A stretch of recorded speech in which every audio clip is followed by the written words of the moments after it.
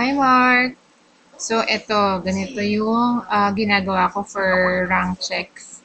Let's say, punta tayo sa, balik tayo, Mercurian. Dito sa Dropbox, Mercurian, old system, campaign.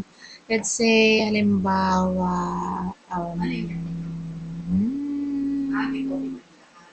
compare mobile. Sa Compare Mobile, so yung ADS, Activity Distribution, under the campaign folder. Tapos kunin lang natin yung pinaka-latest. So, meron dito March. So, ito siya March. Yan. So, makikita mo sa Activity Distribution Sheet, meron siyang yung point allocation na sheet, tsaka yung activity distribution sheet mismo. Dito sa activity distribution, dito natin makikita yung mga ATV. Yan, katulad yung keyword, yung anchor text variants, di ba, nandyan. Tapos, yung items, kung ilang ASM. Pero sa point allocation sheet, dito natin nilalagay yung ranking. So, ito yung kailangan natin i-update. So, since may bagong format si James, kasi dati dito lang namin nilalagay. So, nag-add lang kami ng column for every month. So, ang ginagawa ko na ngayon is, since etong sheet na to, etong i-save as ko siya. Then, save as, tapos, lagay ko siya sa desktop. Desktop, and save. Tapos, kuklose ko na tong pinaka-file na nasa DB. So, ngayon, ang i-open ko na, para i-edit ko na, itong nasa desktop na mismo. Itong Compare Mobile Activity Distribution. Tapos yan, pag ganyan, since, diba, 2 sheets na to, point allocation, tsaka activity, hindi na natin to kailangan. So, di-delete ko siya. Delete. Tapos, itong point allocation, i-rename ko lang siya to keyword distribution. Yan. And then, may binigay na sample sila James, di ba, nasusundan yung for clinch. Ano ba yun? Clinch long, yung merong logo ng Mercurian Media. Nasaan na pa yun? Download ko lang. Kasi dinelete ko na. Ayan, save. Save. Sabang hintay natin yan. So, ito, balik tayo dito. Tapos, so, ayan. So, since kunwari wala pa yung ayan, April, add ka lang ng column. Ang sabi ni Meg, kasi ang nagawa ko, na-delete ko yung URL ng column, yun pala hina-hide lang. So, pag halimbawa, kunwari yan, copy mo lang to. Tapos, add ka lang ulit dito. Oy. Add dito. So, paste. Halimbawa, ayan. Tapos, dito sa ibabaw. Ang tip ni Mick, sabi kanina, para hindi maging mukhang April-13. So, lagyan daw nitong ganyan. Kunwari, for May, gagawa tayo for May 2013. Para ang gusto ata nila buo yung 2013 eh. So, ganyan. Tapos, gusto nila insert tayo ng comment kung kailan natin ni-run yung rank check. So, rank update. Kunwari, today. 4, 10, 13. Yan, ganyan. So, ganun lang. Tapos, ito, hide natin tong URL. So, yan. Check ko lang si clinch. Ayan.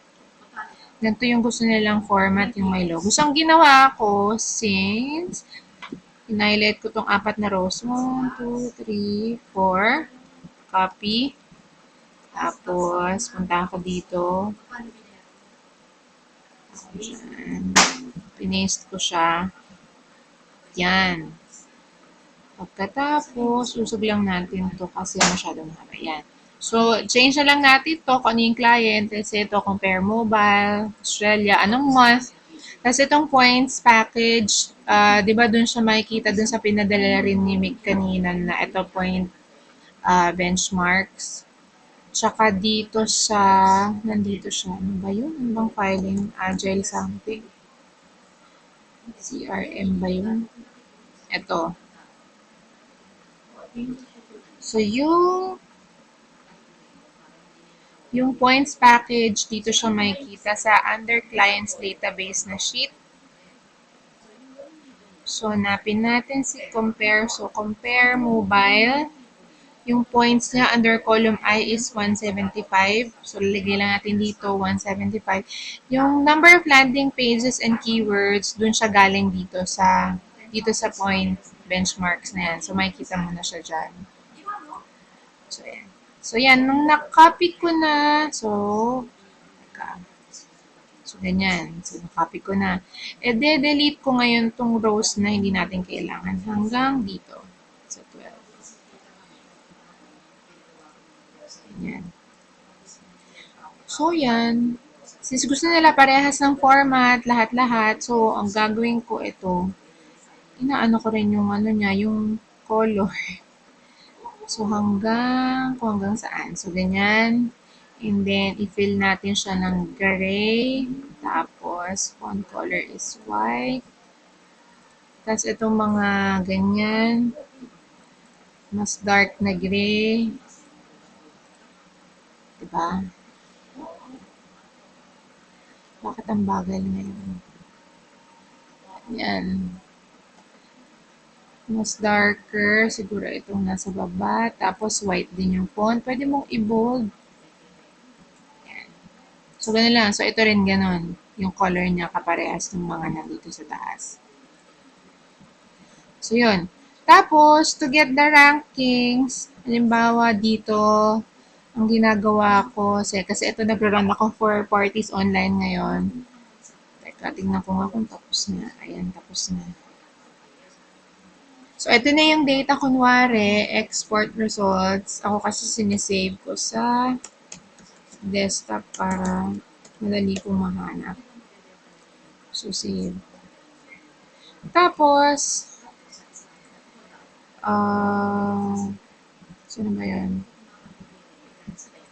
Pang-apat. Ito. Yan. So, URL ay yung ranking copy. Ito, sample lang to. Tapos, paste natin dito. And then, the URL, ganun din. URL. Yan. URL. So, ganun lang. Hanggang sa matapos natin yung pag-run nitong pag-run ng rankings. So, na-inform ka na ata. I'm not sure kung naano mo to. For client sa may .com.au, so ito yung pipiliin natin, .com.au. Pero for the TV sites like foodplus.tv, travelplus.tv, audience.tv.net, I think google.com lang. For others sa may .com.au, itong ginagamit natin. Tapos, ito naka-check. Yahoo and Bing uncheck natin. Tapos, yung delay natin is 10. So, yan yung settings. Okay.